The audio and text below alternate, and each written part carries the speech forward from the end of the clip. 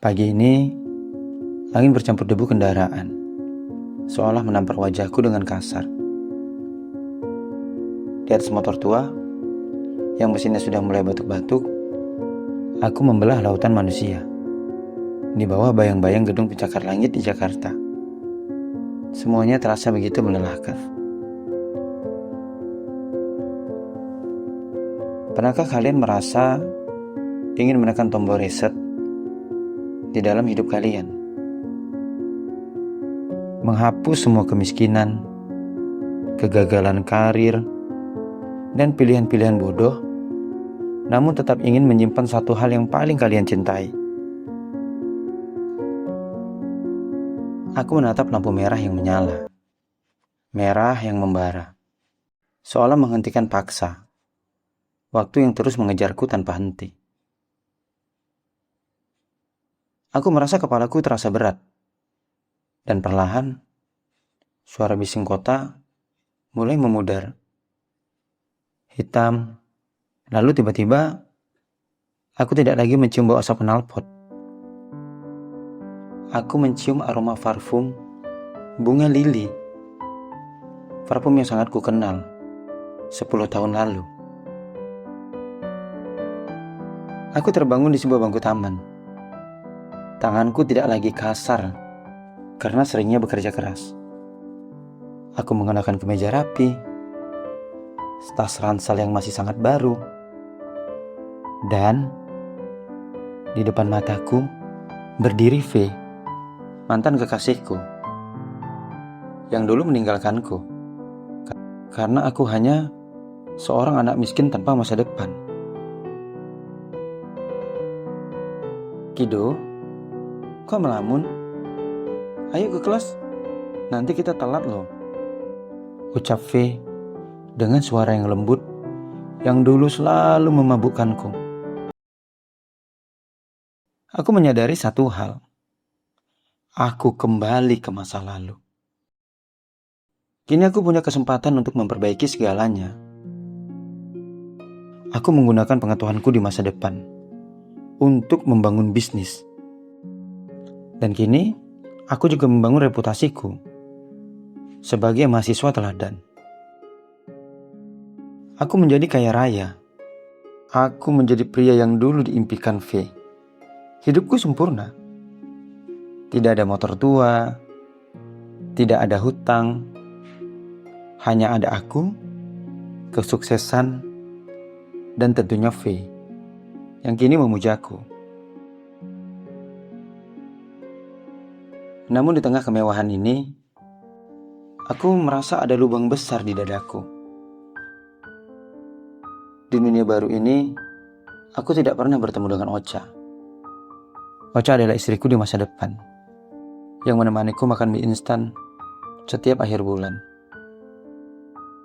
Ocha yang tetap tersenyum, meskipun aku hanya mampu membelikannya das termurah sebagai hadiah ulang tahun.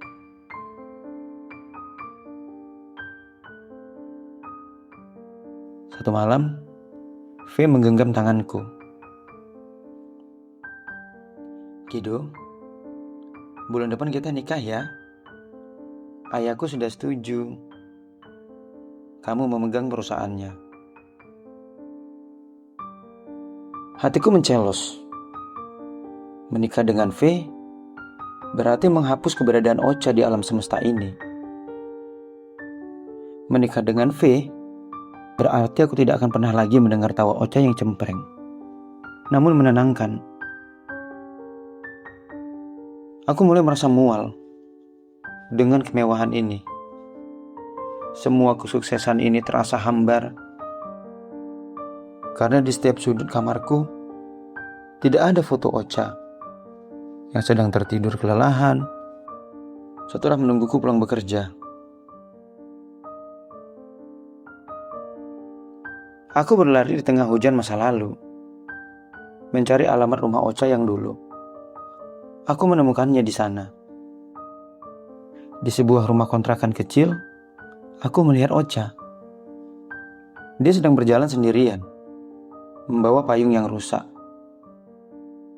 Dia tampak lelah. Aku ingin memanggilnya, Tapi dia tidak mengenaliku. Di dunia sempurna ini, aku adalah orang asing baginya. Ocha! Teriakku di bawah hujan. Akhirnya dia menoleh, menatapku dengan rasa bingung. Cari siapa, Mas? Sakit luar biasa. Sungguh sakit luar biasa. Aku memiliki dunia, tapi aku kehilangan dia. Aku melihat ke arah V yang mengejarku dengan mobil mewahnya. Berteriak menyuruhku masuk, agar aku tidak sakit. Di satu sisi ada kenyamanan yang tanpa jiwa, dan di sisi yang lain ada perjuangan yang penuh cinta. Aku tak mampu menahan air mataku yang bercampur dengan hujan. Aku menyadari, kesuksesan tanpa Ocha adalah kegagalan terbesar dalam hidupku. Tiba-tiba aku mendengar suara detak jantungku menguat. Suara jam dinding yang cepat berputar. Aku melepaskan tangan V. Aku berlari ke arah Ocha dan memeluknya dengan erat. Meskipun dia memberontak ketakutan. Ocha, aku tidak butuh dunia ini. Aku ingin pulang. Aku ingin motor tua kita. Aku ingin hidup susah bersamamu.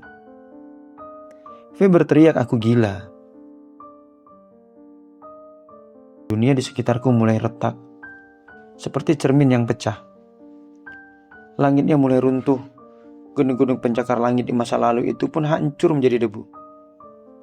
Aku memejamkan mata, memeluk membayangkan Ocha seerat mungkin, bersiap untuk hancur bersama dengan hayalan ini. Aku tersentak kaget. Kepalaku yang tersandar di spionnya motor terangkat. Ketika aku membuka mata, cahaya matahari yang menyilaukan masuk ke retinaku. Tidak ada hujan, tidak ada V, tidak ada kemewahan. Hanya ada asap knalpot dan puluhan wajah marah para pengendara di belakangku. Lampu sudah hijau, bahkan mungkin sudah mau merah lagi. Aku tertidur di atas motor tuaku, tepat di tengah kemacetan lampu merah yang paling sibuk. Aku masih kidu yang miskin. Aku masih mengenakan jaket yang kusam. Tiba-tiba, seorang pengendara ojek di sampingku berteriak, "Woi mas, kalau mau tidur tuh di kamar. Jangan di lampu merah. Bikin macet tahu." Mendengar itu aku tidak marah. Aku justru tertawa. Tertawa sambil menangis. Aku meraba saku jaketku, mengambil ponsel retakku. Aku melihat foto profil WhatsAppku. Ocha sedang tersenyum sambil memegang gorengan. Tanpa tunda, aku menarik gas motor tuaku dengan semangat yang belum pernah aku rasakan sebelumnya. Biarlah debu ini menamparku. Biarlah matahari ini membakarku. Aku tidak butuh mesin waktu. Aku tidak butuh memperbaiki masa lalu. Karena di ujung jalan ini, ada sebuah rumah kecil yang atapnya bocor jika hujan. Tapi ada seorang wanita yang mencintaiku dengan apa adanya.